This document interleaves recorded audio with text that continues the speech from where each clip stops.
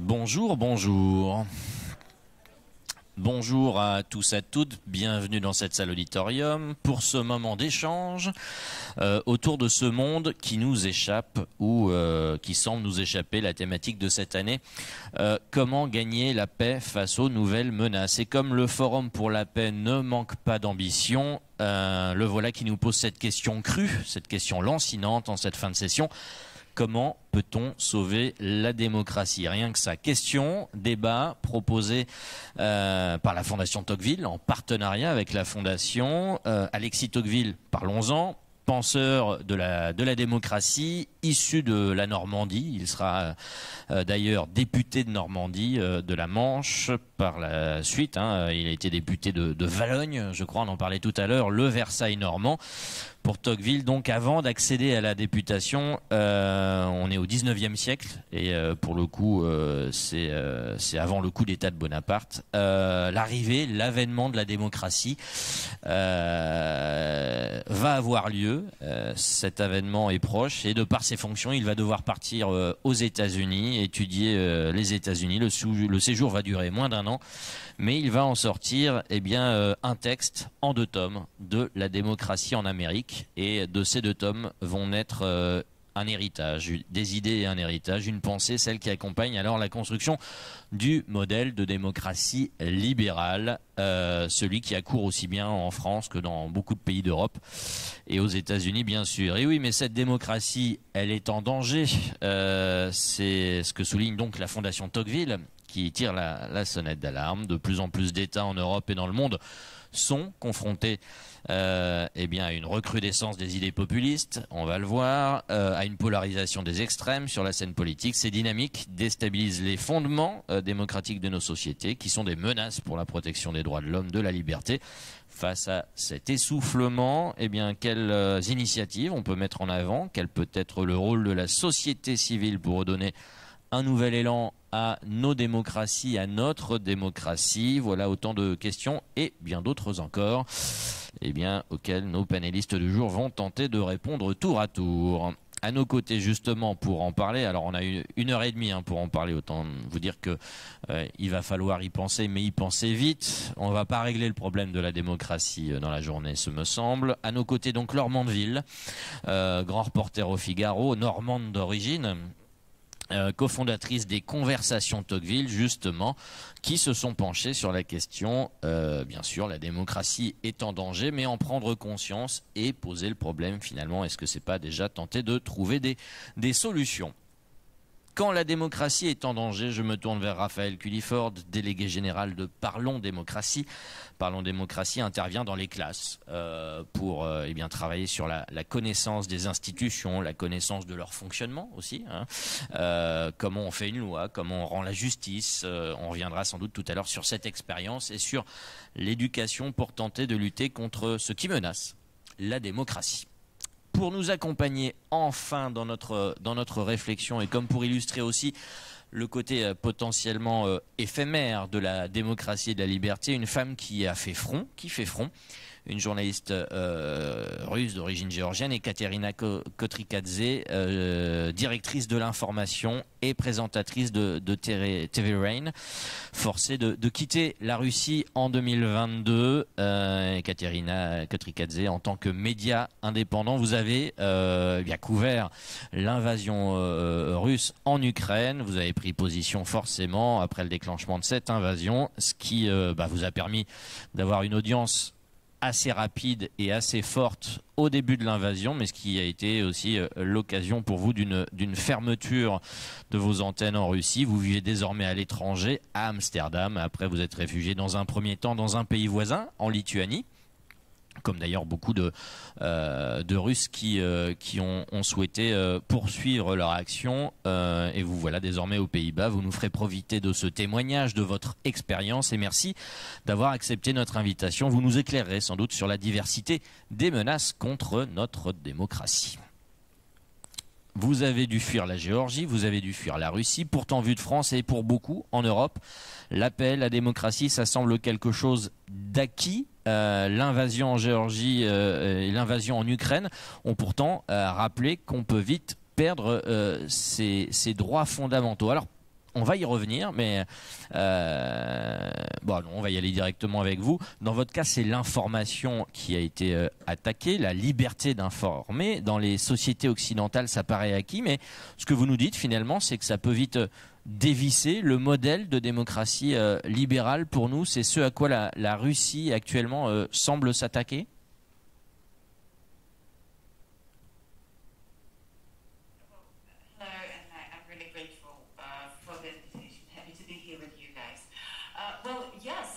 This is one of the main targets for Vladimir Putin. He's not hiding it, obviously. He's saying that he's fighting not Ukraine because Ukraine is not a state even for him, in his opinion and his historical representation of the world.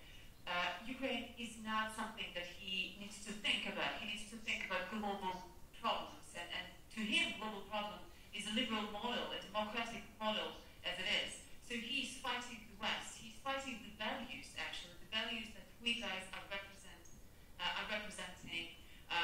right now, these days, and that we're trying to represent as hard as we can after the full-scale invasion of Ukraine started. So, of course, we are right now in the middle, in my humble opinion, we are in the middle of a very serious, very important moment. This is a momentum, I would say, when we need to be very strong, when the Europe and the West globally need to be very strong to prove that they may be more efficient than people, than dictators, autocrats of different kinds, including Vladimir Putin. So I have a feeling that we are in the middle of a very important historical time, and we need to use what we have. We need to use the tools that we have, and we have them. Très bien, merci beaucoup. On va pouvoir y revenir, on va développer ça ensemble. Merci encore. Je le disais en préambule et je vais me tourner vers vous. Alors Manville, de plus en plus d'États en Europe et dans le monde sont confrontés à une recrudescence des idées populistes, à une polarisation des extrêmes. Les conversations dont vous êtes la fondatrice se sont penchées sur cette question cet été, le populisme, les ingérences, les crises. On le voit avec la guerre en Ukraine. Tout ça, ça déstabilise les fondements démocratiques de nos sociétés? Merci beaucoup, cher Xavier, de cette introduction de cette introduction. Et je suis absolument ravie d'être ici dans ce lieu magnifique. Effectivement, nous tenons une conférence en voisin, pas très loin d'ici, à Tocqueville, chaque année. Donc c'est un grand plaisir, puisque la région Normandie et le Forum Normandie pour la paix est en réalité partenaire de notre événement. Donc c'est un plaisir d'autant plus grand d'être avec vous. Et je salue en fait à la fois Raphaël, qui est à mes côtés, qui était à Tocqueville en fait cet été, et puis Ekaterina, pour son courage et pour le combat qu'elle mène, un combat qui m'est extrêmement proche parce que j'ai consacré 20 ans de ma vie à la question russe. C'est un pays que j'ai couvert au moment où ce pays sortait des ruines du communisme, et nous étions tous absolument persuadés que nous avions gagné cette bataille. Il y avait quand j'avais à peu près l'âge un petit peu plus âgé que les jeunes qui sont dans cette salle, nous étions dans une configuration complètement différente. Et je m'adresse à vous, les jeunes, en vous disant, vous allez avoir à gérer, avec notre aide, un monde infiniment compliqué, infiniment dangereux. Et c'est vrai que Ekaterina a bien raison de dire que nous sommes dans un moment historique. Pourquoi sommes-nous dans un moment historique? Parce que nous avons aujourd'hui la conjonction ultra problématique et ultra dangereuse d'une immense faiblesse de l'Occident qui est traversée par une crise démocratique profonde et multiforme, et de l'autre côté des nuages géopolitiques, ou plutôt des ouragans géopolitiques qui foncent sur nous avec une alliance d'États néo-totalitaires ou dictatoriaux que sont la Chine, la Russie, l'Iran et la Corée du Nord. Une alliance des pays qui en fait sont alliés contre l'Occident. C'est ce que Ekaterina a dit également. C'est-à-dire qu'aujourd'hui, dans le cas de la Chine et de la Russie, ils ne nous veulent pas du bien. Ils ne veulent pas de bien à l'Occident. Il y a une véritable tentative, en fait, de scier la branche, de cet ordre démocratique, du système dans lequel nous avons fonctionné depuis des décennies. Et donc, ce qui est intéressant, c'est que ces nuages qui s'amoncellent, cet ouragan qui vient, cette guerre qui est maintenant au cœur de l'Europe, chez nos amis ukrainiens, mais qui est à nos portes, qui nous menace et qui pourrait passer, en fait. Vous savez, c'est comme un appartement. Il pourrait passer la porte. Je dirais le monstre russe qui s'est reconstitué dans les décombres de l'Union soviétique pourrait défoncer la porte de l'Union européenne. Et donc, on est véritablement là face à un danger. Et par ailleurs, nous sommes dans une crise profonde. Et là, je dois dire que pour moi, il y a un contraste vertigineux avec ce que j'ai vu au début de ma carrière, quand j'ai suivi en fait toutes ces révolutions démocratiques en 1989, et ensuite dans la foulée l'effondrement de l'URSS, où j'ai vu un espoir gigantesque, où nous avions le cœur qui battait, nous, cette génération post-89, où nous pensions véritablement que nous allions aider à construire, notamment en Russie, un système démocratique. Et qu'est-ce qui s'est passé? Pas du tout ça. Non seulement ça a été un ratage absolu, il y a eu, pour des tas de raisons sur lesquelles je ne m'étendrai pas, mais il y a eu une sorte de contre-révolution qui s'est mise en marche. Et ce qui est intéressant, c'est que cette contre-révolution déteint aujourd'hui sur nos sociétés. Alors, ce n'est pas le seul élément, mais c'est un élément fondamental, parce qu'il y a toute une partie du champ politique qui est aujourd'hui tentée par ce que représente Vladimir Poutine, par cette affirmation de la force brute, par l'idée que cet homme va défendre supposément les valeurs chrétiennes et les valeurs conservatrices. Et évidemment, cette conviction vient d'une ignorance profonde de ce qui se passe en Russie, parce qu'évidemment, ce n'est pas du tout ce que représente Poutine, ce système de valeurs qui attire tant de gens de l'Occident. Et en fait, pour avancer évidemment et arriver à notre temps, je dirais que ce qui est important, c'est que cette crise occidentale qui nous traverse, d'où vient-elle? En quelques mots, je dirais qu'elle vient d'abord une sorte de malaise dans la civilisation qui est bien antérieure au phénomène Trump et au phénomène des populismes. Je pense qu'il y a depuis, disons, à peu près les années 60 et même avant, une sorte de ce que Nietzsche appelle, quand Nietzsche disait que Dieu était mort, ça fait partie du sujet. C'est-à-dire qu'en fait, la dimension religieuse a été un élément très important. La disparition de la transcendance a déstabilisé profondément les sociétés occidentales qui, même si peu à peu les idées laïques faisaient leur chemin, avaient été modelées en fait par ce modèle, disons, à la fois issu de l'Antiquité gréco-romaine et du modèle chrétien, et sur lequel s'étaient superposées les Lumières, et la Renaissance, puis les Lumières. Et donc, tout cela avait fait qu'il y avait une sorte de stabilité, disons, des valeurs, et qui, avec la disparition de la dimension religieuse, ont laissé l'homme assez perdu dans le monde. Et je dirais que, donc, elle a pris d'une forme de vertige. Et c'était d'ailleurs un vertige que Tocqueville avait pressenti, puisqu'il pensait, lui, que après la Révolution, la disparition à la fois de cette transcendance religieuse, mais aussi ce qu'il appelait l'irréligion, c'est-à-dire le fait qu'on se distance de la religion, mais aussi le fait de complètement s'affranchir des liens traditionnels, des liens aristocratiques, mais aussi des liens familiaux. Tout cela allait laisser l'homme démuni, perdu dans le monde, et que donc la démocratie resterait un système un peu dangereux, et qu'il faudrait encadrer l'aspect démocratique par l'interaction entre les citoyens. Et donc ça, c'est un élément important. Et l'autre élément fondamental qui a mené plus précisément au populisme, c'est en fait le phénomène de la globalisation. Je crois qu'on ne peut absolument pas comprendre le phénomène Trump si on n'a pas en tête qu'en 1991, commence une ère nouvelle où l'Occident, pris de vertige, décide que tout est permis et qu'on peut ouvrir les frontières, on peut lancer une ère de commerce avec tout le monde, que la démocratie, le modèle démocratique va triompher, que c'est la fin de l'histoire, qu'on va changer par l'économie et les échanges avec le modèle par exemple chinois, que la Chine, après quelques décennies de commerce, créera une classe moyenne et qu'elle deviendra une adepte de Jefferson et une vraie démocratie. Autant en fait d'espoir qui était d'une immense naïveté, puisque ce qui s'est passé, c'est que l'Occident a massivement délocalisé en fait toute son industrie, a ouvert grand ses frontières sans penser aux aspects, disons, culturels de l'immigration, aux difficultés d'intégrer, à tous les problèmes que pouvait poser en fait une immigration trop massive.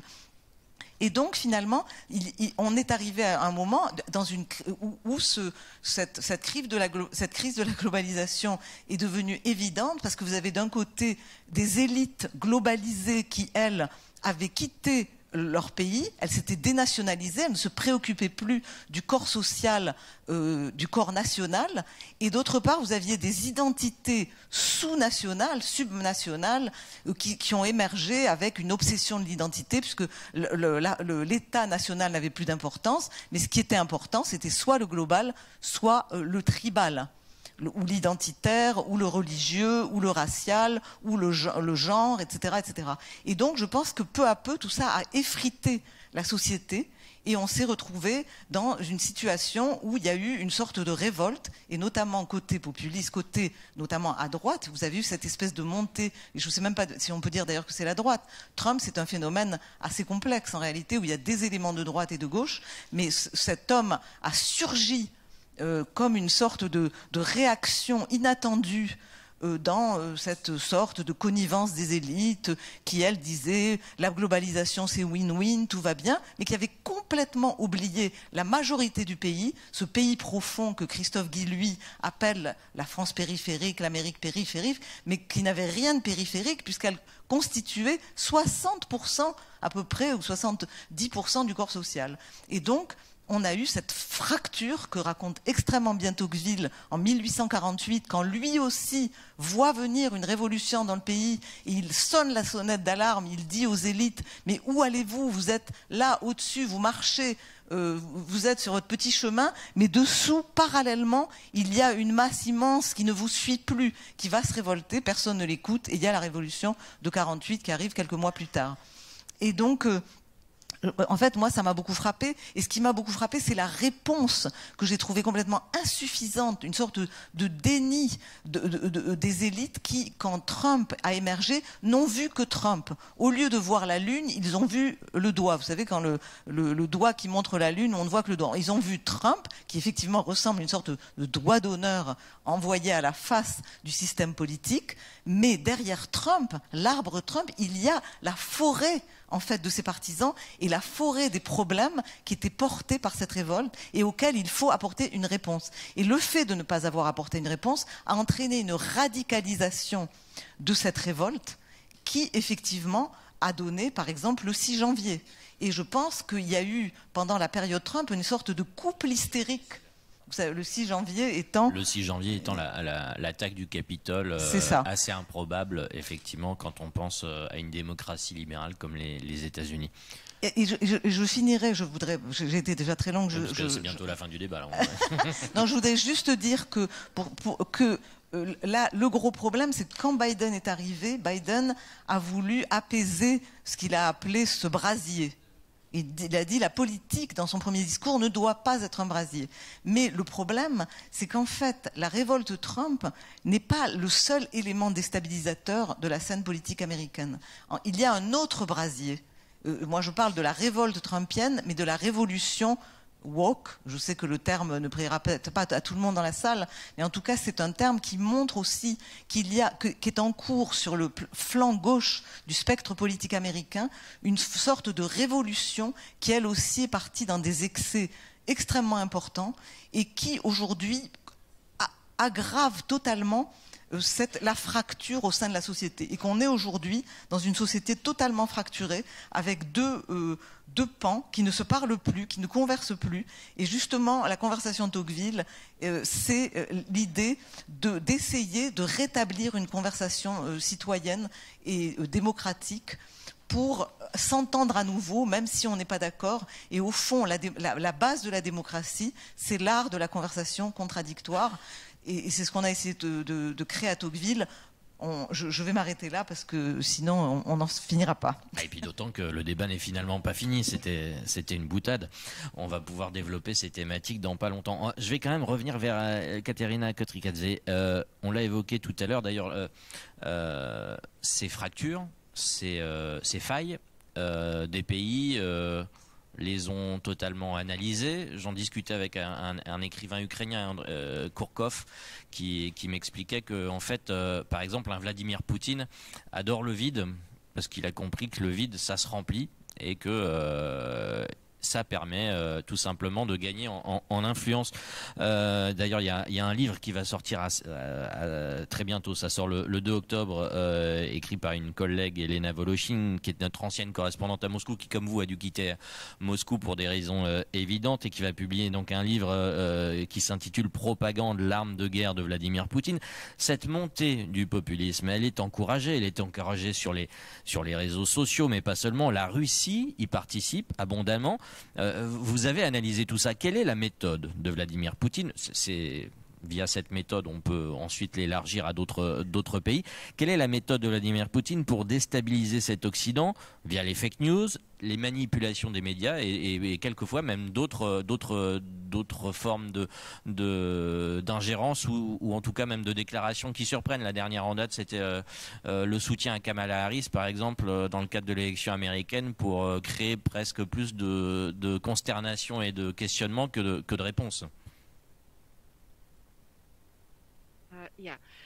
Well, there are different ways of trying to influence the world in Putin's hands, right? We can see what he's doing with American election campaign. The interference is something that we're already used to, starting from 2016. As minimum, we saw how Russian meddlers were trying to influence the citizens of the United States to spread the fake news and so on and so forth.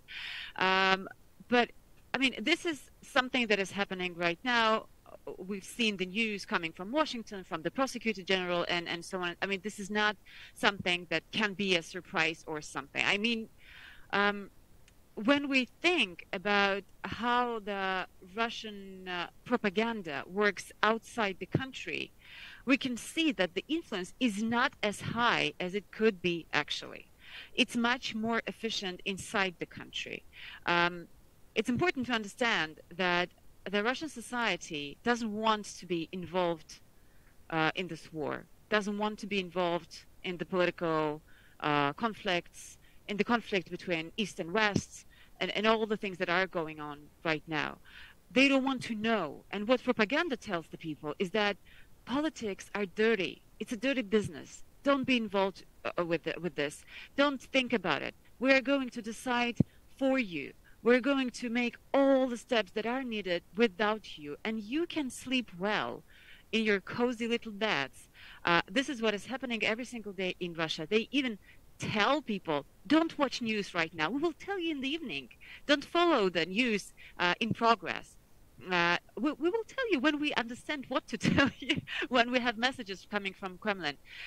So what TV Rain does, my TV channel, which is relaunched from Europe, from European Union, we fight this every day. We tell people what is actually going on. We give them facts.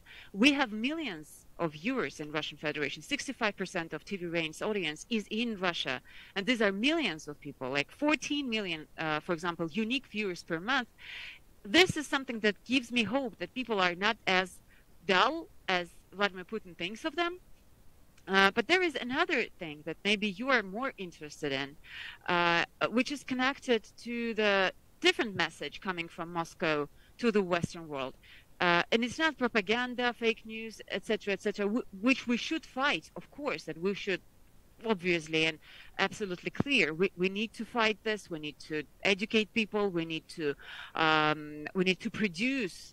The Western journalists need to produce the video clips for TikTok, Instagram, things like that, to fight this efficiently. But other thing is that they are transmitting to the West the fear, the threat coming from the Kremlin. You saw Vladimir Putin a couple of days ago, talking about the nuclear threat. I mean, he is directly threatening the West with his red lines. And no one knows where this red line would be crossed by the Washington or Berlin or Brussels, doesn't matter, or Paris. So this is what we need to consider really seriously, because what we see right now is Putin's message saying, "Listen, I'm a dictator. I don't care. I don't care what you think. I don't care what your rules are. I don't care what the rule of law is. I don't have the rule of law. I mean, prisoning people every day in Russia without any sense.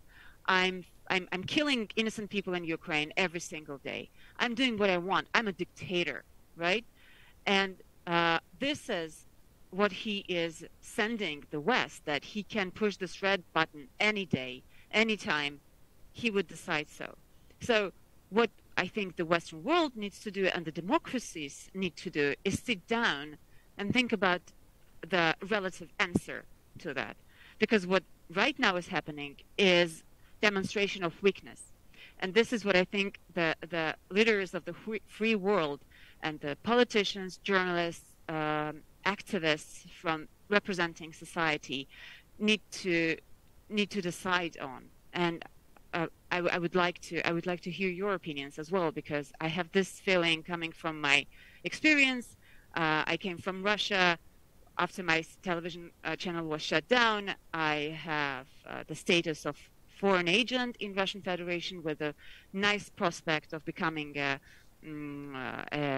do you call it, journalist behind bars, because they are accusing us in criminal cases. So I can see what's happening right now in Russian Federation. I can see what he's doing, Vladimir Putin, and I can see that there is no normal equivalent answer.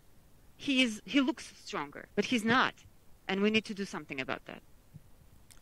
Laure Mondeville, à propos des ingérences étrangères, on y reviendra, de la Russie, le cercle s'agrandit, il y a la Chine, il y a la Turquie, l'Azerbaïdjan, mais par rapport à ce témoignage d'Ekaterina. Oui, écoutez, moi je suis en total accord avec ce que dit Ekaterina. Quand elle dit il veut faire peur, c'est tout à fait évident. Vladimir Poutine veut désarmer moralement l'Occident, pas seulement matériellement, mais moralement. Vous savez qu'il y a une phrase de Clausewitz qui dit, en fait, on ne gagne pas la guerre par la simple conquête du territoire, on gagne la guerre en prenant le contrôle de l'esprit de son adversaire. Et en fait, c'est tout à fait ce qui se passe. On est dans une bataille de volonté. La guerre, c'est avant tout une bataille de volonté. Et aujourd'hui, Vladimir Poutine, qui, comme l'a très bien dit Ekaterina, est beaucoup plus faible que ce que pense l'Occident, il a des forces, hein. Il arrive encore à mobiliser une partie de son économie, mais il y a d'énormes faiblesses aujourd'hui qui sont commentées tous les jours sur les ondes russes, justement par tous les opposants, les économistes qui sont russes, qui sont aujourd'hui à l'extérieur, etc., qui scrutent cette situation de très près, montre en fait que la situation est mauvaise, que les sanctions commencent à faire de l'effet, que les sanctions secondaires, il y a eu des améliorations très importantes qui ont été faites dans la manière dont on essaie de bloquer justement les circuits de contournement. Donc ça progresse. Mais les Russes continuent, ils sont extrêmement forts pour utiliser leur relais pour dire mais on est beaucoup plus fort et puis de toute façon on vous écrasera et puis on balancera nos armes nucléaires, etc. Donc il y a clairement une volonté d'intimidation très importante et en matière de désinformation, je dirais aussi que ce qui est tout à fait typique du Kremlin, c'est semer le chaos dans les esprits, le brouillard. En fait, ils ne sont pas toujours capables de donner... ils ne cherchent pas nécessairement à pousser une version totalement construite, etc. Ils veulent brouiller les pistes pour que les gens ne comprennent plus rien, qu'ils ne distinguent plus où est le vrai et où est le faux, où est le bien et où est le mal. Et ça m'amène à l'idée que pour comprendre Poutine, il y a un mot en russe qui est très important, c'est le mot bespredel. Bespredel en russe, ça veut dire sans limite. Et en fait, Vladimir Poutine, c'est l'incarnation de quelqu'un qui ne voit aucune limite. Et en fait, ce qu'il a fait depuis qu'il est arrivé au pouvoir en 2000, c'est qu'il a écraser toute forme de limite à son pouvoir pour établir un pouvoir absolu, une autocratie aiguë, enfin complète. Et il l'a fait d'abord en détruisant tout le champ médiatique, comme l'a expliqué Katerina. Il y a pratiquement plus de voix, à part quelques petits, tout petites espaces de liberté encore sur Internet. Le champ médiatique est nettoyé. Il n'y a plus de parlement. C'est une chambre d'enregistrement avec des sortes de mangeurs d'hommes aux commandes effrayants qui racontent des insanités à longueur de journée, qui préparent des projets, par exemple, pour remettre en cause l'indépendance des pays baltes. Enfin, des choses quand même tout à fait extraordinaire.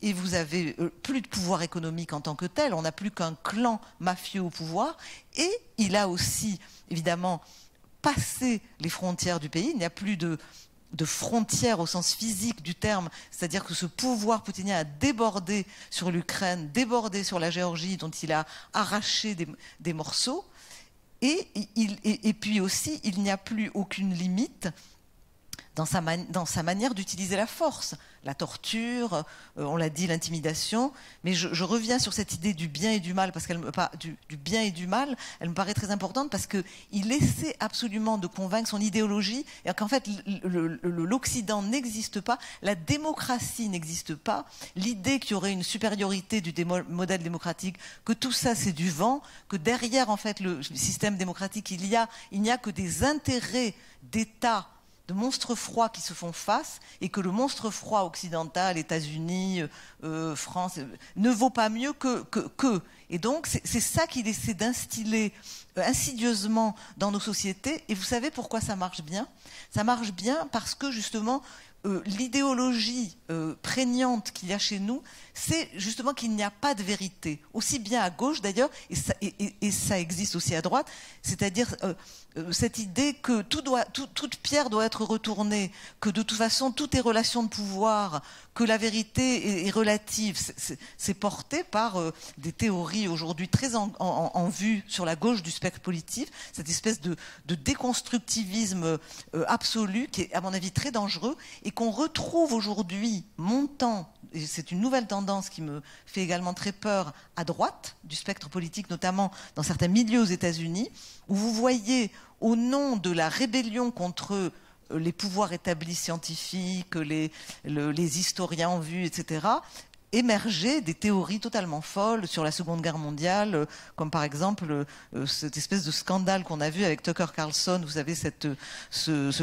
présentateur de droite trumpiste, mais qui va aujourd'hui très très loin, puisqu'il a fait venir dans son émission un pseudo-historien qui explique en fait que la Seconde Guerre mondiale a été déclenchée à cause de l'action de Churchill.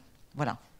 Alors, ces ingérences utilisent nos peurs, les réseaux, et parce qu'ils ont analysé aussi que ça faisait sans doute plus appel à nos émotions qu'à nos réflexions.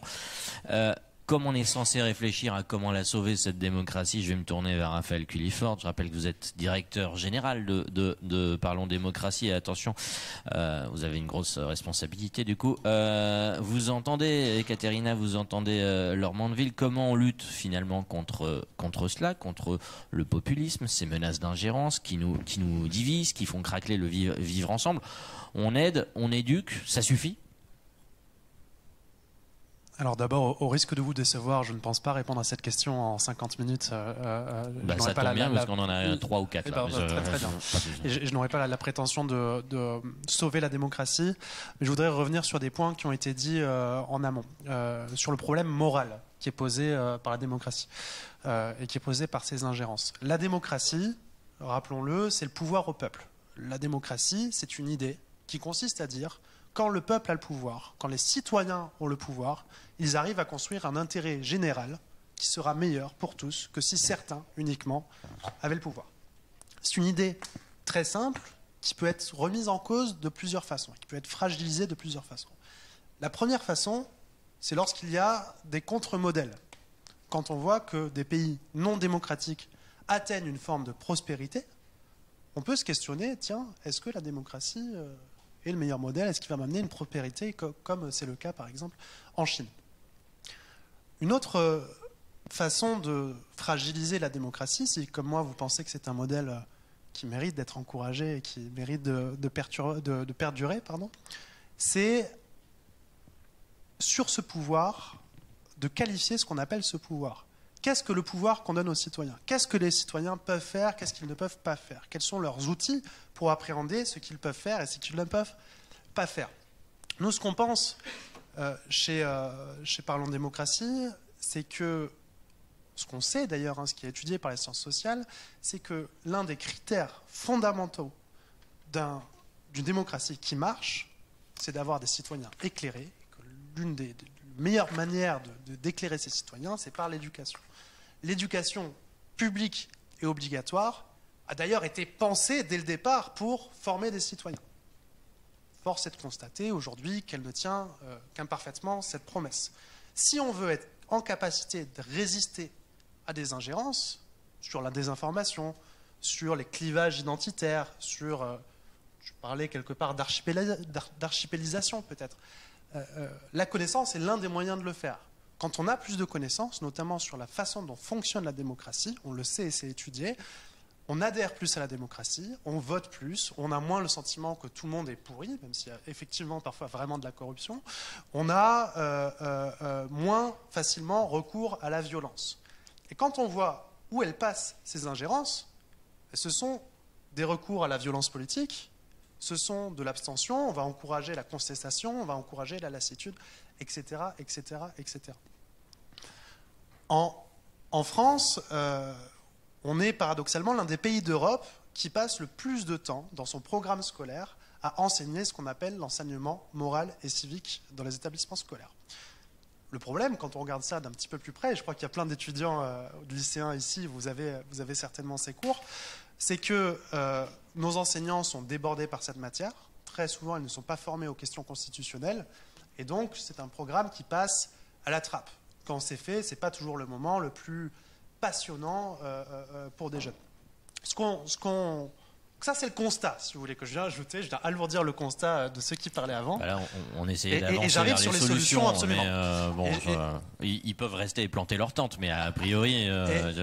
Et j'arrive, on pourra faire une agora avec plein de tentes, ça sera très chouette, je vous l'assure. Une fois qu'on a posé ce constat, une solution qui paraît évidente, c'est de dire voilà, comment on éduque les citoyens finalement et de quelles ressources on dispose. On dispose en France, je vous en parle parce que je le connais plus, mais aussi dans d'autres pays, évidemment aux États-Unis, évidemment en Pologne, en Allemagne, etc., d'hommes et de femmes, de milliers d'hommes et de femmes dont c'est le travail de faire vivre notre démocratie. Ils sont juges, ils décident de ce qui est bien, de ce qui est mal, ils sont parlementaires, ils élaborent la loi, etc., etc., etc. Ces personnes-là se rendent bien compte qu'il y a un problème profond et sont prêts à s'engager bénévolement pour aller rencontrer les jeunes et créer un pont là où il n'y en a pas. C'est ce que fait l'association Parlons Démocratie. Et si le temps me le permet, je vais vous donner un exemple très précis de la façon dont il va y arriver à la fin, mais je vais résister encore un petit peu. Moi, c'est pas pour moi. Imaginez très concrètement une administratrice du Sénat, un administrateur de l'Assemblée nationale, qui vont réaliser une simulation de débat parlementaire avec des collégiens, avec des lycéens. Les collégiens, les lycéens vont pouvoir poser leurs questions à ceux qui connaissent le mieux ces questions-là, qui connaissent le mieux nos institutions, mais on veut aussi développer des compétences civiques indispensables qui manquent à l'espace public. Apprendre à débattre, changer d'avis, faire des propositions d'intérêt général, écouter l'autre, etc., etc. Quand on crée ces rencontres, On va au-delà de la connaissance, on va au-delà de l'expérience, on crée un ancrage émotionnel chez les gens. Et cet ancrage émotionnel, cette culture démocratique dont on parlait, elle se crée par la rencontre. Quand on envoie un François Molins, pour ceux qui connaissent, dans un quartier de Saint-Denis, première question qu'on lui pose, c'est « La justice est-elle raciste ?» Paf! Là, il se passe quelque chose. Là, on crée une rencontre. Le problème ne sont pas les questions qui sont posées. Le problème, c'est qu'il y a des gens qui vont enrichir ces questions avec de la déstabilisation et qu'il n'y a personne pour y répondre. On a en France et ailleurs des gens qui sont prêts à y répondre. Il y a des systèmes qui fonctionnent pour permettre de faire cette éducation et pour la répliquer ailleurs. Et je m'arrête ici. Vous l'aurez compris, on est avec des gens qui synthétisent. Merci Raphaël, c'était très intéressant, et ça c'est une évidence. Alors on est là pour chercher des idées et des solutions pour sauver la démocratie. C'est vous qui nous avez donné cette thématique. Alors vous êtes investi dans cet héritage de Tocqueville avec les conversations de la démocratie en Amérique. Alexis de Tocqueville évoque l'égalité, pas l'égalité des conditions, pas l'égalitarisme, mais l'égalité, une certaine idée de l'égalité en tout cas. Il s'agit que les classes ne déterminent pas à l'avance la position de l'individu dans la hiérarchie sociale. Alors, on l'a évoqué en tout début, mais avec la mondialisation, avec la tertiarisation des économies, les inégalités se sont renforcées là-dessus. Beaucoup de travaux se sont écrits à ce propos. Est-ce que la démocratie libérale n'est pas aussi abîmée quand l'ascenseur social est partiellement en panne et qu'un sentiment d'inégalité se fait jour? Est-ce que, du coup, il y a une solution? Est-ce qu'il faut éduquer? Ok, d'accord, mais est-ce qu'il ne faut pas aussi réparer la démocratie, réparer l'économie et puis finalement réparer la société? Et alors après, forcément, la question est large. Comment on fait? Mais la réponse est courte.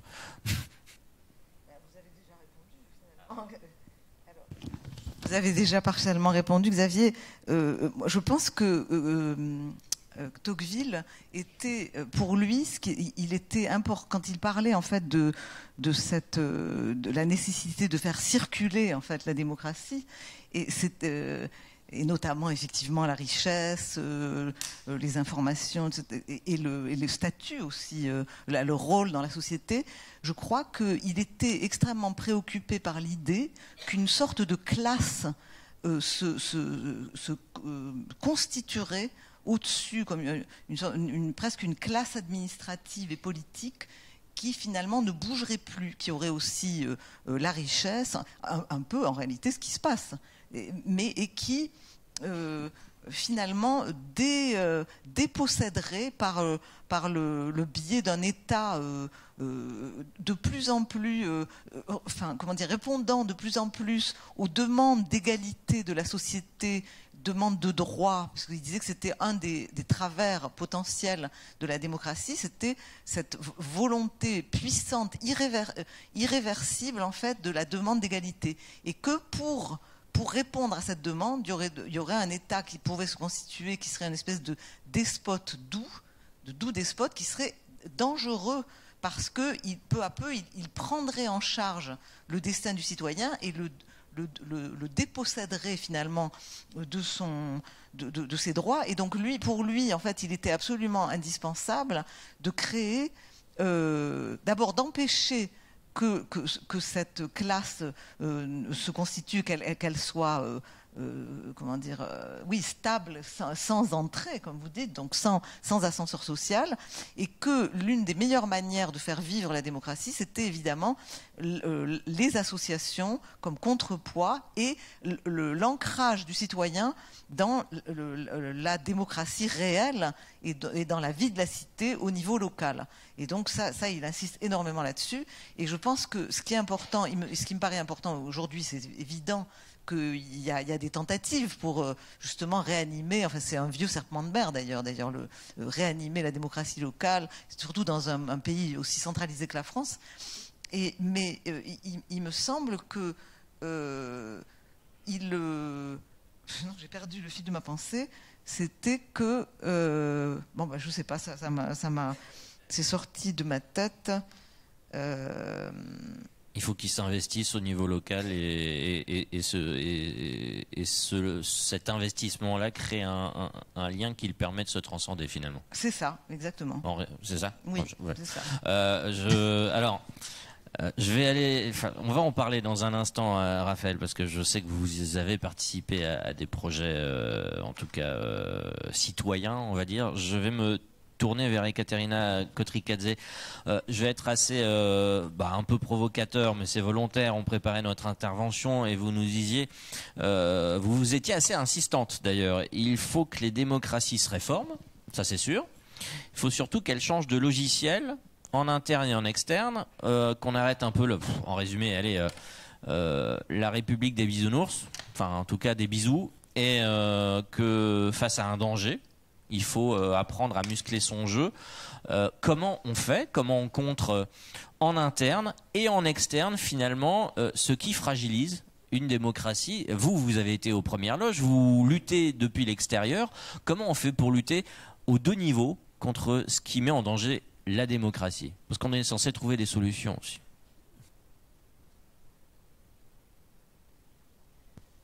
Yeah. Well, I mean, I have a feeling that autocracies sometimes are like this bad guy that the girls in high school like. They do like these bad guys because they are sexier than a good guy in glasses reading books. He's boring. And I'm saying terrible things, but this is the reality. And I have a feeling that democracy needs to become more sexy for millions of people. For those who don't understand what autocracy means on the ground. Because to me, autocracy means that I don't have rights, I lost my home, I cannot be a journalist, I needed to grab my two kids and two suitcases and run from my country. But for others, I mean, they see this autocratic regimes like, yes, tough maybe, sometimes not very good, but they are strong, they are powerful, they can put on the knees some lazy and weak democracies in Europe, right? And I think that Donald Trump, by the way, thinks about Putin that way. He likes him. He wants to be like him. He wants to be like with this strong fist, and he would like to do the same as what Vladimir Putin, but he can't so far, which is a good news. So I think that, in my humble opinion, there should be different ways of explaining and expressing ourselves, right? One is that, for example, it is important to work with young people all over the world, including, by the way, Russia and post-Soviet space. It would be important to work with these people because they still have internet. We can produce video clips for TikTok, X, Instagram. I've mentioned it before, but I mean, it is something that needs to be taken seriously. It's not just some video clips for kids. This is that can make them believe that democracy is better than dictatorship. That in democracy, you can have your free rights and you can be free. And this is much better than not to be. And another point I'm having all this time is that, I mean, we can see that international organizations that should be actually decision makers in this terrible process during our terrible times, during this historical moment that we're going through, they're not acting because, I mean, their hands are hidden. They are, making decisions that are coming through and they're going through Vladimir Putin's vetoes, for example, in the United Nations. We can see that the Security Council of UN cannot do anything, like nothing, and we can see that there are no other organizations and structures in the world that could actually spread the decisions and ideas and to punish, I need to be clear, to punish people like Vladimir Putin, people who are trying to undermine and to kill actually all the values that we all think that are the most important thing in life, right? So I have this feeling and thoughts that we are right now demonstrating the weakness. The world is demonstrating, the world of democracy is demonstrating the weakness. They are having this problem with the Security Council of the United Nations. They're saying, okay, we cannot do anything with that. This is the rule. And it has been like that for years, and it's going to be like that for years. So we are just going to sit in the headquarters of the UN in New York City. We are getting our salaries, thousands of people. Yes, there are a lot of people who are doing a great job and very important jobs. But at the end of the day, we're seeing that the president of Russian Federation, who actually is not a president by law, but okay, he is de facto the president, is doing what he wants, and the world is responding with very deep concerns. He's laughing at the West. So there should be a rethinking of the whole structure and a strategy of how we respond. Working with the young people, the students all over the world, including post-Soviet space, with changing of the whole system of responding to the situations like we are having right now in Ukraine, with making some kind of rules, new rules, thinking about new rules, which would guarantee us the future. Because right now, the future is very blunt, I would say. Alors c'est pas très positif, mais merci beaucoup. Vous êtes le visage de la lutte. I need to be honest. Ouais, tout à fait. Vous êtes le visage. On le dit souvent à l'occasion de ce forum. La paix et la démocratie, ça paraît acquis, mais ça peut assez vite disparaître. Et il faut se battre pour. Vous êtes un visage qui montre que c'est possible et que effectivement, eh bien, ça mérite de se battre.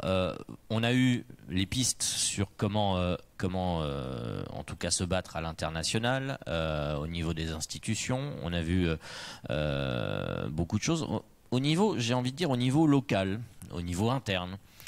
Comment on retisse du lien, comment on recrée de la démocratie. Alors Raphaël Culliford, la solution c'est quoi? Le participatif, les référendums, les votations comme en Suisse, les conférences citoyennes. Vous avez vous-même participé à ces conférences. J'avais moi-même participé à la conférence sur l'avenir de l'Europe. C'était assez impressionnant avec des centaines de citoyens européens impliqués dans la démarche. Et puis finalement, la démarche a été validée par les députés européens. Elle a été bloquée ensuite par les gouvernements, les États membres du Conseil ou par la Commission d'ailleurs. Est-ce que ces conférences, est-ce que d'ailleurs aussi les universités populaires qui commencent à se faire jour, il y en a une à Louviers je crois, est-ce que tous ces projets-là finalement sont des moyens de recréer du lien, de recréer de la démocratie donc participative qui était un terme très à la mode par le passé? Est-ce que ça c'est un moyen de recréer du vivre ensemble, ou alors est-ce qu'on est condamné à gagner une Coupe du Monde ou à organiser des Jeux Olympiques pour avoir l'impression que c'est chouette de vivre ensemble? D'abord, la démocratie, c'est à la fois une valeur, un idéal qu'on atteint, qu'on essaye d'atteindre et qu'on n'atteindra jamais totalement, et un système. On est en démocratie, on pourrait changer tout à fait le système, ne plus être exactement dans la représentative qu'on connaît et toujours être en démocratie dès lors que les citoyens ont le pouvoir. Les citoyens ont plus ou moins le pouvoir de plein de façons. Pour répondre à votre question, j'aimerais décomposer, en tout cas selon ma vision, de ce que j'appelle le chaînage démocratique. Puisque la démocratie, finalement, c'est plusieurs choses. C'est un processus qui va mener à l'intérêt général en impliquant les citoyens.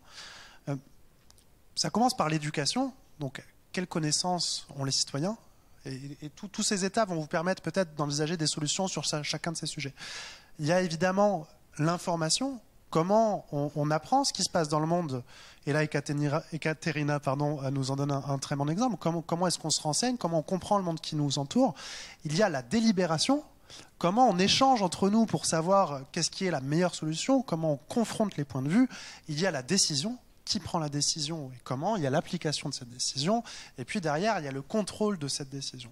Pour chacune de ces étapes, il y a un tas de choses à faire. Moi, je travaille aujourd'hui sur l'éducation, et que, comme vous le disiez, je travaillais un peu plus tôt sur la délibération.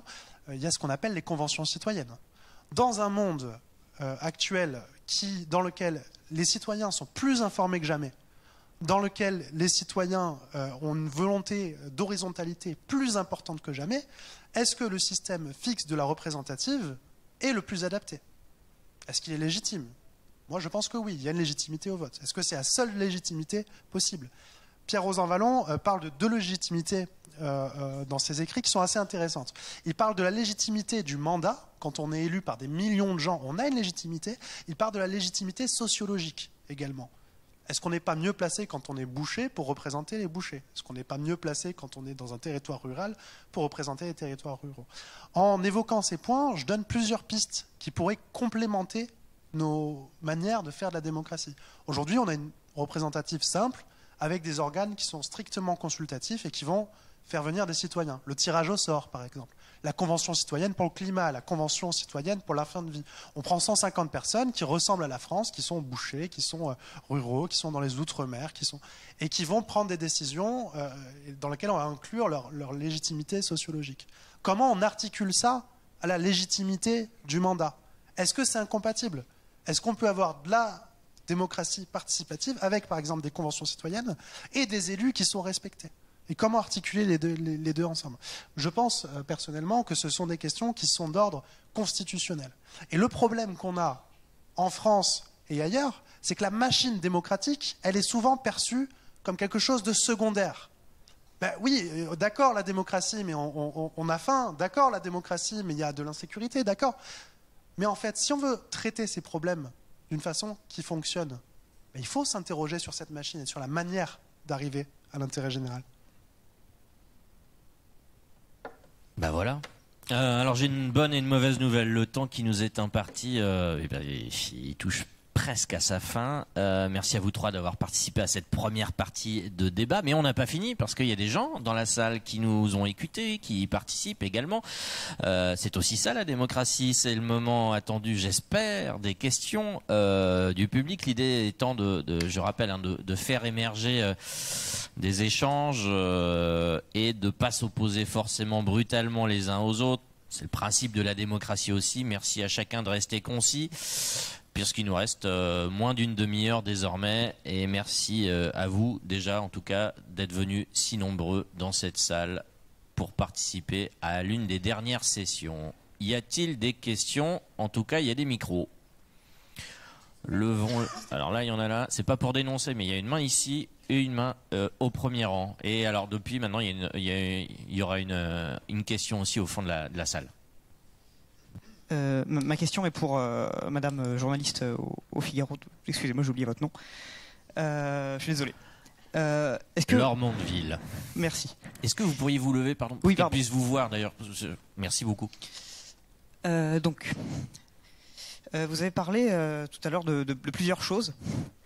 Vous avez utilisé des mots qui m'ont un peu interloqué à certains moments. Et je voulais vous demander si vous ne pensez pas que, plutôt qu'une histoire, par exemple, de panic walk, comme vous dites, excusez-moi pour la faute de français catastrophique, est-ce que vous ne pensez pas qu'on est plutôt face à une forme de contrôle des médias, par exemple, par certains milliardaires, et par une montée d'idées réactionnaires, néofascistes, grandissantes, qui sont en train d'enterrer nos démocraties, qui sont en train de porter la démocratie dans son tombeau. Voilà.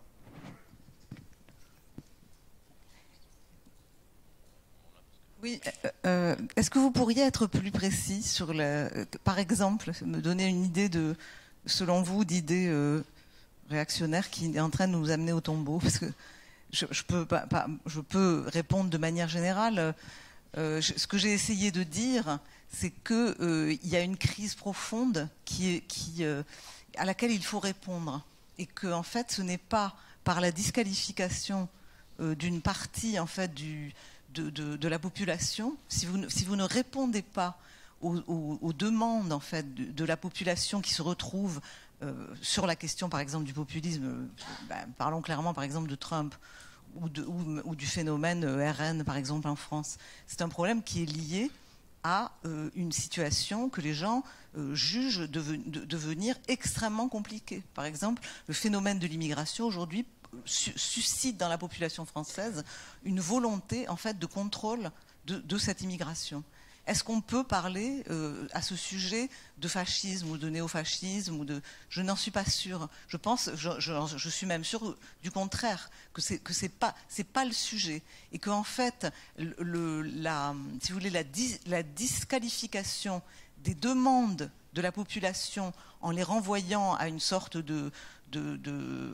comme on dit ad hitlerum, c'est-à-dire en leur collant immédiatement un label, à mon avis, est totalement improductif, et c'est ça qui nous emmène dans une crise absolument majeure.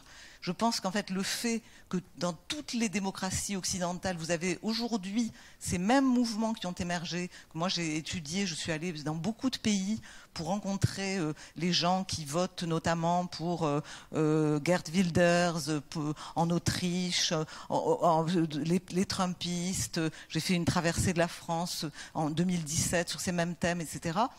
C'est pas un hasard si dans tous les pays européens, aux États-Unis et au-delà, on a les mêmes questionnements, les mêmes révoltes, les mêmes demandes en fait de changement de politique. Et donc, qu'est-ce qu'on fait face à ces demandes? Est-ce qu'on disqualifie ou est-ce qu'on essaie de répondre? Je pense qu'un des problèmes aujourd'hui des démocraties occidentales, c'est qu'elles sont dans l'aboulie, dans l'impuissance. Elles ne répondent pas aux questions qui sont posées par le corps social. Et si vous ne répondez pas aux questions, eh bien, les gens vont chercher ailleurs. Et on se demandait à l'instant pourquoi aujourd'hui les modèles autoritaires ou dictatoriaux plaisent, et pourquoi tout d'un coup, est-ce que la France tout d'un coup deviendrait un pays fasciste? Pourquoi est-ce que M. Poutine tout d'un coup apparaît comme un homme qui plaît à 30% de la population? C'est incroyable. Alors qu'il y a encore 20 ans, on était dans une situation totalement différente. C'est bien qu'il s'est passé quelque chose. Et je pense que si on ne s'interroge pas là-dessus, on va au-delà de graves problèmes. Et pour revenir sur ce que vous disiez sur la question du wokisme, je pense en fait que l'obsession de l'identité, qu'elle soit sexuelle ou qu'elle soit raciale, religieuse, finit par diviser les citoyens. C'est-à-dire qu'on peut bien sûr qu'il faut se battre contre les discriminations, contre les minorités. Ça, bien sûr, je suis complètement d'accord. Il y a eu un combat, loin de moi l'idée de dire qu'il ne faut pas, quand il y a discrimination, les combattre. En revanche, la manière dont en fait ce combat a viré à une sorte d'obsession identitaire, où la question de l'identité commence à primer sur toutes les autres questions, me paraît extrêmement dangereuse. Et vous savez que par exemple aux États-Unis, une des raisons pour lesquelles il y a beaucoup de gens qui sont d'accord sur cette question des discriminations et qui sont pas du tout, qui ont aucun problème avec les minorités, mais qui en revanche ne veulent pas que la société s'organise dans un modèle où il n'y aurait plus d'égalité devant la loi. Et c'est vers ça qu'on est en train d'aller, avec le phénomène woke, où vous avez une espèce de volonté idéologique, mais qui relève presque d'une révolution culturelle, de mettre à bas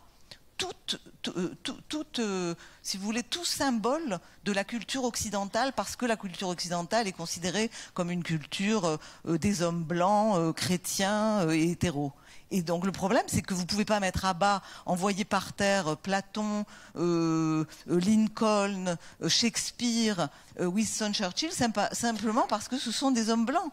Ce sont des gens qui ont apporté des merveilles et des réponses qui sont absolument fondamentales, qui doivent continuer à nous accompagner dans notre cheminement, même si, j'en suis d'accord, d'autres voix doivent être aussi écoutées, additionnées dans notre recherche en fait d'une meilleure manière de vivre ensemble et d'un meilleur compromis social et d'une amélioration, d'un élargissement tout simplement de notre horizon culturel. Et pour répondre sur l'autre partie de la question, qui est la pluralité des médias, comme je disais tout à l'heure, hein, une fois qu'on a les outils pour comprendre l'information, il y a une vraie question sur quelle information on reçoit. Alors sans qualifier, est-ce qu'elle va d'un côté ou d'un autre, la question de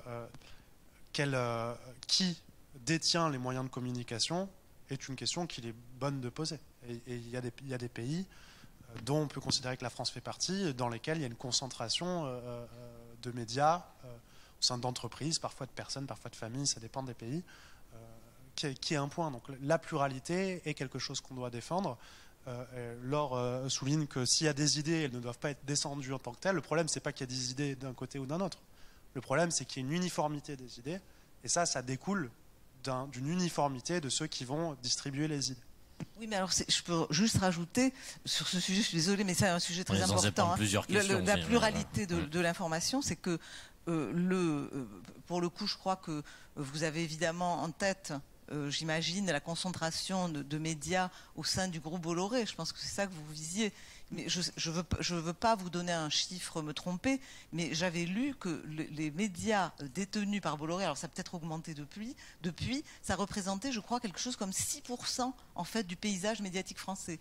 Donc si vous voulez, je crois qu'en fait c'est la nouveauté de l'irruption de Bolloré dans le paysage, évidemment la présence que représente une chaîne comme CNews, etc., qui donne l'impression qu'on a une sorte de domination tout d'un coup de ce personnage, mais ça ne correspond pas à la réalité. C'est des chaînes qui sont inégalement réparties sur le territoire ou sur les... Oui. Voilà, il y a ça aussi. Oui. Donc, du coup, il y a des endroits où la force de ces médias-là est quelquefois plus importante qu'à d'autres endroits. Mais c'est vrai que par ailleurs, pour rééquilibrer, vous savez aussi qu'il y a un débat, alors on peut ne pas être d'accord ou être d'accord, sur par exemple le service public, où vous avez toute une partie de la population qui estime que le service public est extrêmement partisan d'un côté, pour le coup, plutôt sur la gauche du spectre politique. Donc, il faut bien... ce qui est le plus inquiétant, selon moi, c'est en fait la confiscation idéologique par un média de la discussion. C'est-à-dire, je pense que, et franchement, là vous avez raison, c'est que ce qui nous guette, c'est une balkanisation, c'est-à-dire des silos médiatiques de plus en plus étanches, ou presque jusqu'à la caricature, quand vous cliquez sur la chaîne CNews, on ne parle que d'insécurité et d'immigration, sur la chaîne LCI, on ne parle que de relations internationales de l'Ukraine, etc., etc. Et je pense qu'en réalité, ces chaînes, toutes, doivent essayer au maximum de faire venir, enfin d'organiser un débat contradictoire, mais on voit bien en fait qu'ils ne le font pas. Pourquoi ? Parce que c'est ça qui leur amène de l'audience, c'est justement de se maintenir dans des silos. Donc on tourne un peu en rond. Question suivante, s'il vous plaît. Vous avez pratiquement répondu à peu près à ce que je voulais pas, parce que vous parlez du wokisme. Moi, je voulais juste parler un petit peu de cette frontière ou cette subtilité entre le fait de défendre on va dire, certains besoins pour certaines minorités et une majorité dont on a besoin dans une démocratie pour faire société, pour qu'il n'y ait pas parce que pour moi, parfois il suffit qu'on accompagne. D'ailleurs, je voulais beaucoup vous remercier. Moi, je viens d'Aubervilliers. Vous savez, on a quitté hier Aubervilliers à 5h du matin. On était là juste pour entamer le premier atelier, et on est très content. On est très content, d'autant plus que ça, c'est le dernier atelier. On va rentrer avec presque un amour supplémentaire à la question de la complexité, pour aller un petit peu plus vers la démocratie. Il y a la question de la langue française et le rapport à la langue française qui est important. Ça veut dire, à un certain moment, quand on dit il faut qu'on soit au courant de ce qui se passe, il faut qu'on débatte, à un certain moment, il nous faut un truc, c'est de se parler, et il faut accompagner ces jeunes-là vers là. Et en même temps, quand on a tous ces médias, ce que je dis depuis tout à l'heure, qui parfois nous perturbent, nous, accompagnateurs, parce que on veut accompagner les jeunes dans ce temps-espace complexe où ça peut être vraiment un outil intéressant pour nous tous, mais parfois c'est pas évident, parce qu'il y a une espèce, c'est comme une politique de martèlement de quelque chose qui revient tout le temps, qui nous anesthésie parfois et qui nous empêche de faire en sorte que ces jeunes-là deviennent demain des adultes responsables pour prendre des décisions responsables du monde dans lequel on vit. C'est pour ça que je me dis, moi je trouve, en tout cas je suis responsable service Paris-Genève. J'ai une association qui s'appelle Jalons pour la paix, c'est pour ça qu'on est là d'ailleurs. Et on essaye, par cette association, de faire rencontrer déjà des gens qui ne se rencontrent pas, ou que la société ne les laisse pas se rencontrer, parce qu'il y a un réel besoin sur cette question-là. Et en même temps, j'ai moins de problèmes avec les jeunes, parfois qui peuvent être très difficiles, très chiants, que je pense, moi, ils ont le droit à l'erreur, qu'avec des adultes qui parfois sont comme des... ils oublient qu'ils étaient jeunes, en fait. C'est ça qui me pose question. Voilà, et je voulais vous remercier.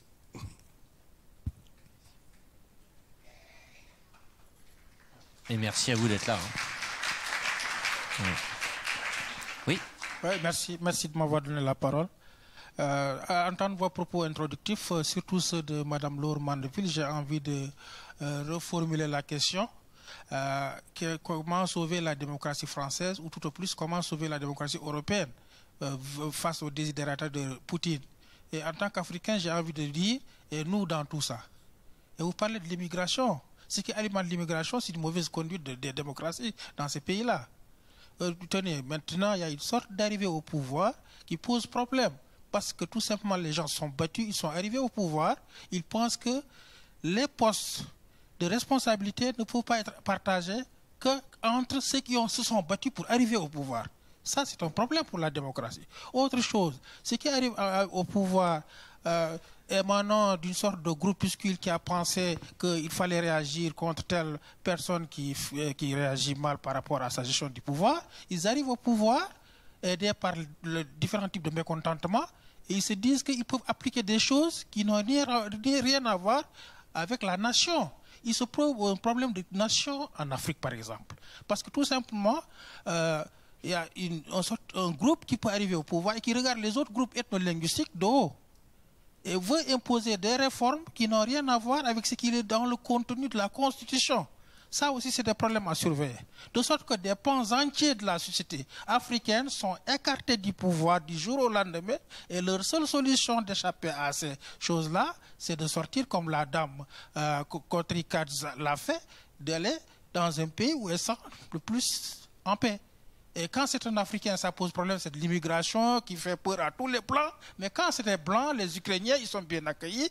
Ça aussi, c'est un problème de la démocratie. Je crois que les grandes puissances gagneraient à financer l'éducation, à aider les dirigeants africains à faire beaucoup plus d'économies de développement et à maintenir la population sur place dans le cadre d'une gestion partagée du pouvoir, que de se préoccuper de comment Poutine va nous manger ce soir.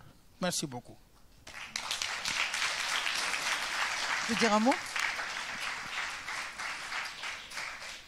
Merci, monsieur. J'entends ce que vous dites et vous avez posé en fait beaucoup de questions. C'est vrai, moi je ne connais pas bien l'Afrique, donc je ne veux pas parler de ce que je ne connais pas, ce n'est pas mon habitude, mais la seule chose que je dirais, c'est qu'en ce qui concerne Poutine, vous ne pouvez pas dire la question est-ce que Poutine va nous manger ce soir, dans la mesure où les Russes sont aujourd'hui en train de manger l'Afrique. Excusez-moi, mais ce qui s'est passé dans les dernières années, d'ailleurs à ma stupéfaction, parce que je ne connais pas bien le sujet, mais ce que je constate en tant qu'observateur extérieur, c'est que les Russes ont fait un véritable coup géopolitique à travers toute l'Afrique de l'Ouest notamment, mais aussi d'ailleurs dans d'autres endroits, et qu'il y a avec le Sahel. peu de... Pardon ? Le Sahel beaucoup. Mais... Le Sahel surtout, avec peu de moyens, ont véritablement mis dehors les Français. Bon, alors vous me direz peut-être qu'ils ont contribué à se mettre dehors eux-mêmes, j'en sais rien, mais en tout cas, les ont mis dehors, et par ailleurs, donc, vont continuer à utiliser en fait et d'une certaine manière aussi à déstabiliser les sociétés, ces pouvoirs par des systèmes en fait de prébande de gouvernement à gouvernement, parce que il faut bien voir que en Russie on a affaire à un pouvoir pourri des pieds à la tête et qui donc dans son rapport à l'Afrique aura un fonctionnement complètement mafieux. Et donc je pense que ça c'est un vrai problème en fait pour vous. Et pour le reste, je suis d'accord avec vous que le problème de la gouvernance des pays africains, j'entendais ce matin une intervenante, ça m'a beaucoup intéressée d'ailleurs, et j'ai pris contact avec elle, parce que j'aimerais beaucoup l'entendre de manière plus précise parler de ça.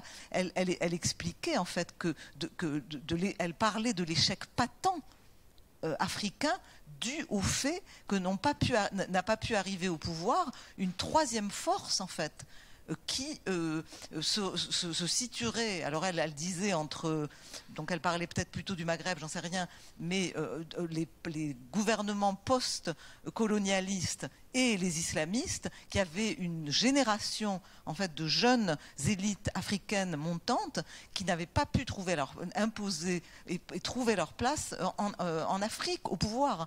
Et donc là, évidemment, c'est un échec probablement commun et collectif à la fois des Africains et de ceux qui avaient aussi une responsabilité, donc de nous, je dis par nous, la communauté internationale, l'Occident, qui a quand même eu un certain nombre de billes et essayé pendant des années de faire quelque chose. C'est vrai que la politique de développement qui a été menée, on ne peut pas dire que ce soit une réussite.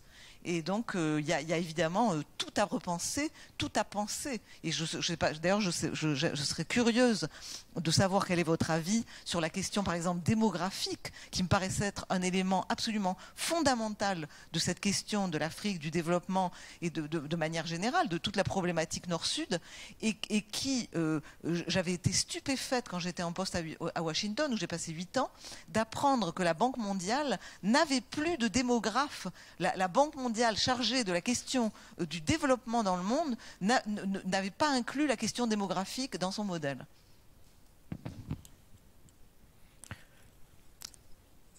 Bonjour. Bonjour. Moi, je voudrais revenir sur ce que vous avez dit sur Vincent Bolloré. J'ai l'impression que vous avez dit que c'était plus une impression, mais moi, c'est pas tout à fait mon point de vue. Je pense qu'il y a différentes personnes qui détiennent des médias comme Xavier Niel avec Le Monde, Bernard Arnault avec Le Parisien, Patrick Drahi avec BFM TV, RMC. Il y a aussi Martin Bouygues avec le groupe TF1. Donc bref, voilà, je pense que c'est pas qu'une impression, c'est aussi un peu un fait que les médias mainstream ont un peu le monopole sur l'information en France. D'autres médias un peu moins privés, on va dire, enfin, je sais pas comment dire, mais d'autres médias, on les entend moins de par un impact moins important, on les entend moins. Et aussi, je voudrais savoir si pour le problème démocratique, il n'y aurait pas une solution possible à une plus haute échelle. On parle vous avez parlé très peu, je trouve, du modèle participatif. Et peut-être que c'est ce que les citoyens demandent plus de participativité au sein de l'État, et aussi peut-être repenser aussi le modèle. Peut-être que le modèle de la Ve République est peut-être un peu dépassé. On voit notamment avec les 49.3 à répétition, etc. Donc voilà. Alors le participatif, on l'a évoqué à la fin parce qu'en fait le temps est assez court. Mais je pense qu'on peut du coup peut-être développer un peu plus avec Raphaël. Réponse courte sur la deuxième partie. Oui, on a besoin du participatif. Dans une évolution du rôle de citoyen et des attentes des citoyens, les citoyens doivent être mieux intégrés à la politique publique. Il y a des dispositifs qui existent pour le faire, qui ont fait leurs preuves. Maintenant, effectivement, moi je partage votre avis de dire qu'on a un système qui est parfois un peu rouillé et qui gagnerait à évoluer. Il y a des initiatives, je parlais des conventions citoyennes, voilà, qui montrent qu'on est capable de prendre des citoyens, de leur faire des propositions utiles. Néanmoins, il ne faut pas chasser la proie pour l'ombre. Ce n'est pas parce qu'on a quelque chose d'imparfait que tout ce qui est nouveau va être très bien et qu'on va réussir à mieux conduire à l'intérêt général. Donc ce qu'il faut faire, à mon avis, et c'est ce qui est un peu en train de se faire de manière assez organique, c'est qu'il y a des expérimentations qui se font. Ils se font pourquoi ? Parce qu'on a une démocratie qui marche assez bien, même si elle a plein de problèmes, et on parlait des médias, c'est l'un des points de friction, il y en a d'autres. Les gens poussent pour ces sujets-là. Il y a des expérimentations qui arrivent, qui fonctionnent. Maintenant, ce qu'il faut faire, c'est les ancrer à la démocratie représentative par la Constitution. Est-ce que les conventions citoyennes pourraient être automatiquement transmises au Parlement ? Est-ce que les citoyens tirés au sort ont autant de légitimité que quelqu'un qui se fait élire ? Moi, je ne pense pas. Néanmoins, leur légitimité serait complémentaire avec l'autre. Comment on articule ça ? Comment on écrit ça dans la loi ? Après, est-ce que c'est une 6e République ? Est-ce que c'est une évolution de la 5e ? Est-ce que c'est une réforme constitutionnelle ? Ça, ce sont des questions techniques. Mais je crois que dans le champ politique, le constat, et particulièrement en France en ce moment, le constat d'une certaine macération de notre organisation politique et la volonté de le voir évoluer est assez largement partagée. Et je ne serais pas surpris qu'après la crise sans précédent, en tout cas dans la 5e qu'on est en train de traverser, on voit des initiatives émerger et être largement adoptées. Maintenant, c'est de notre responsabilité, c'est de votre responsabilité aussi, de pousser ces sujets-là. En fait, finalement, qui pousse ces sujets-là? C'est les citoyens, c'est par votre vote, c'est par vos manifestations, c'est par vos... etc., etc., etc.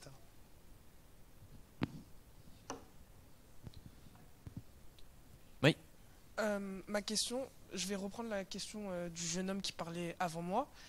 Et je voulais développer parce que je me rends compte que l'abstention est beaucoup plus élevée ces dernières années, notamment depuis en fait les élections prenant le FN.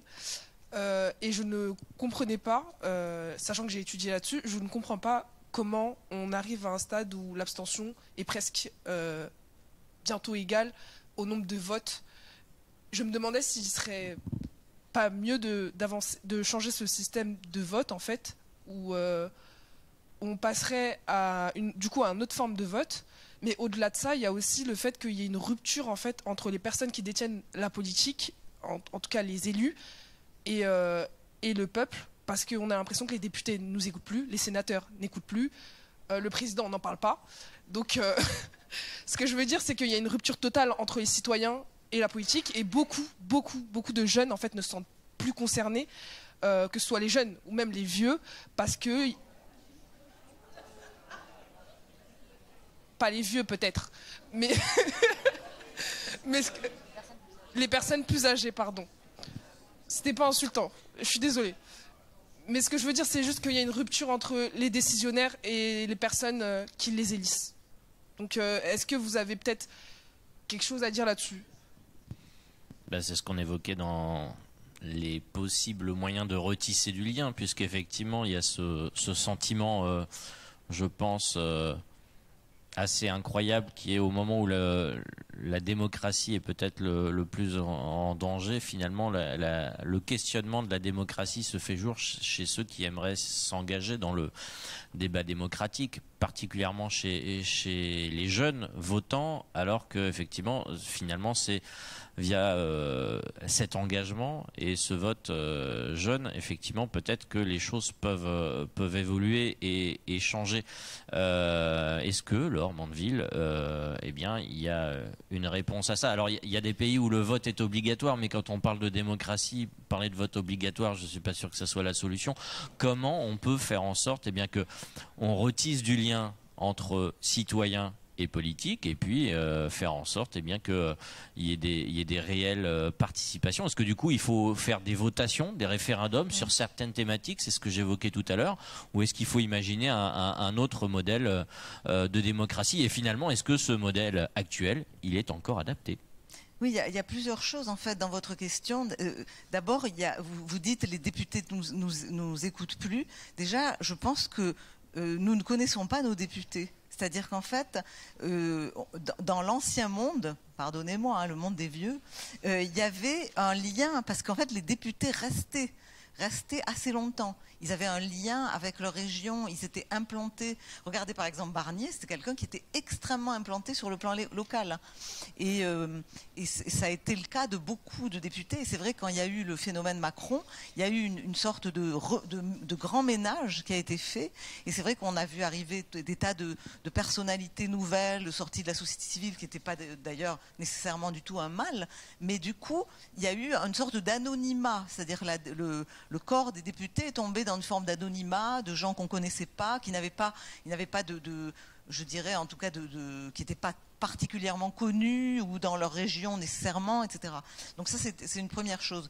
Mais sinon, l'autre raison qui me paraît fondamentale, et ce que j'ai dit au début, c'est la question de l'efficacité du corps politique. Ce que je disais tout à l'heure. C'est-à-dire, si, quand vous allez voter, vous voyez que 2 ans plus tard, le choix que vous avez fait, ça ne sert à rien, que rien ne change, que les avertissements que vous envoyez ou les signaux que vous essayez d'envoyer ne servent à rien, soit vous faites la révolution, c'est-à-dire vous allez vers des formules plus dures, populisme, de gauche, de droite, ou alors vous vous repliez sur le champ personnel, vous rentrez en exil intérieur sur le plan de votre rôle de citoyen, vous consommez, vous êtes dans votre monde, et ce qui est évidemment pas une bonne solution du tout, puisque nous savons bien depuis Bismarck, qui disait que si tu ne t'occupes pas de la politique s'occupera de toi.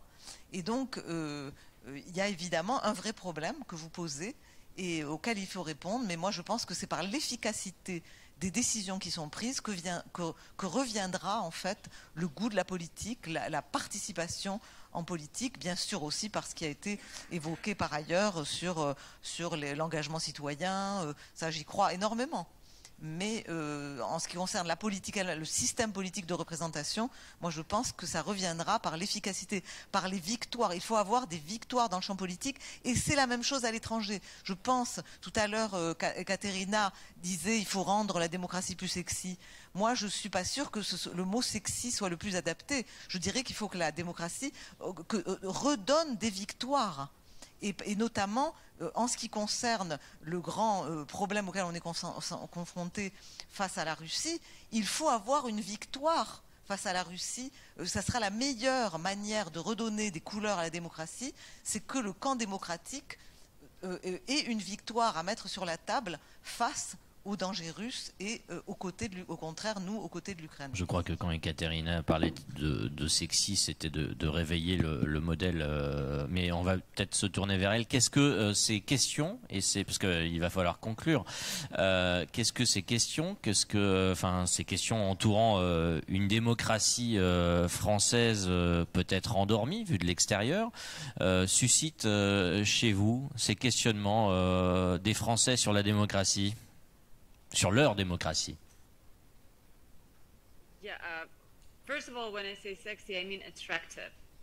it's just a colorful word for the same that you have said, Laura, meaning, of course, successful, attractive, something that people need, really, something that people admire, something that people want for themselves and for their children.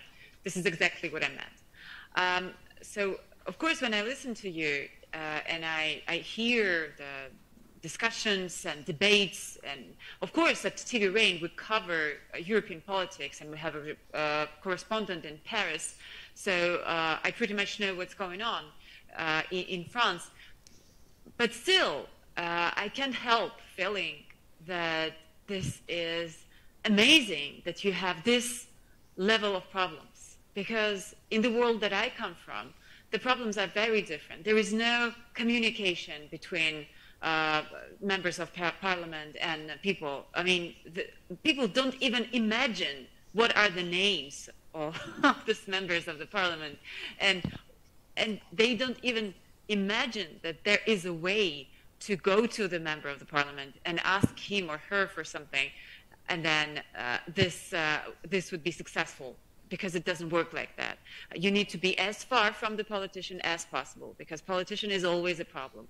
And what the members of Russian parliament do mainly is writing the letters, official letters to the, for example, prosecutors, asking to prosecute the artist or a poet or a journalist, or someone like me, or my friends, colleagues, and so on and so forth. So the system in Russian Federation is not even an attempt to show democracy. It's not even an imitation of democracy anymore. It was before. It's not anymore. And I think it's important to underline that when it was imitating democracy, the Western world, it of course knew that there was only an imitation, but still the Western world was successfully cooperating with Vladimir Putin. This is what I am concerned about. I think it should be a lesson to all of us, to you, to the journalists, to the politicians, to the observers in the West. You cannot play the games with people like that, with autocrats like that. It's impossible to, I mean, I understand the motives of the people and politicians not, to maintain some kind of contacts with Russia, to maintain some kind of activities with Democrats inside Russia. It is important, but the most important thing was to name the things their names and to fight for democracy in this big country. I mean, it means a lot. Russia will not just vanish, right? It will be there. It's the biggest country in the world. And you don't want to have an autocratic dictatorship on such a huge place, right? I mean, you cannot just make, you cannot just close your eyes and think that there is no such a problem. There is always such a problem as Russian Federation. So it is important to name the things as they are, to counterattack when it's necessary, and to remember that there are a lot of people who want democracy for themselves. Everyone wants to be free, happy. Everyone wants to have money and opportunities to travel and to raise kids in normal schools, right? Everyone wants that, and Russian citizens want these things for themselves as well. So my humble idea is that, listen, it's great that the discussion is going on inside democratic regimes, inside democratic countries. You have democracy. It is important. Of course you have your problems, but when you think about your problems, remember about how far Russian democracy went, and how to avoid this for yourself, and maybe how to help improve and develop what is still there in the society of Russian citizens. There is still a chance to make a world a better place. I'm sorry for, don't think that I'm naive, but you mentioned that I'm too pessimistic. I'm not pessimistic. I just think that it's important to make decisions right now, to take steps right now, to act right now, to make the world a better place.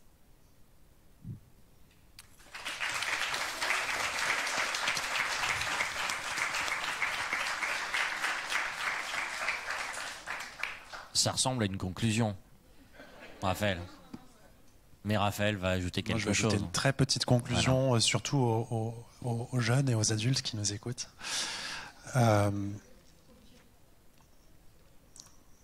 En fait, la question que vous posiez tout à l'heure, qu'est-ce qu'il faut faire, etc., ça commence par poser des questions. Ça commence par exactement ce que vous êtes en train de faire. Ça commence par se renseigner, comprendre comment ça fonctionne et essayer de changer les choses. Si vous voulez avoir un impact sur ce qui se passe en Russie, vous ne pouvez pas le faire si vous ne comprenez pas ce qui se passe. Si vous voulez passer à une 6e République, cher monsieur, qui est parti, je crois, vous ne pouvez pas le faire si vous ne comprenez pas comment fonctionne la 5e et ce que sont ses problèmes. Donc, bravo d'être ici. Continuez, c'est la première étape. Renseignez-vous. Agrégez des connaissances. Transformez ces connaissances en armes, parce que la connaissance, c'est la seule arme qui, plutôt que détruire, va reconstruire. Bon courage à vous et merci pour tout.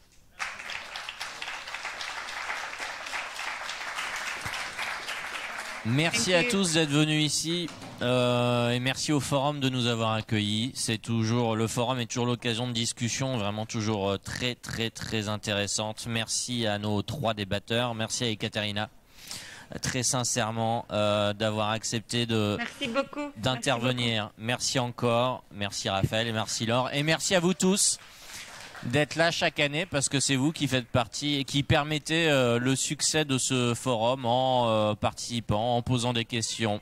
Merci à tous.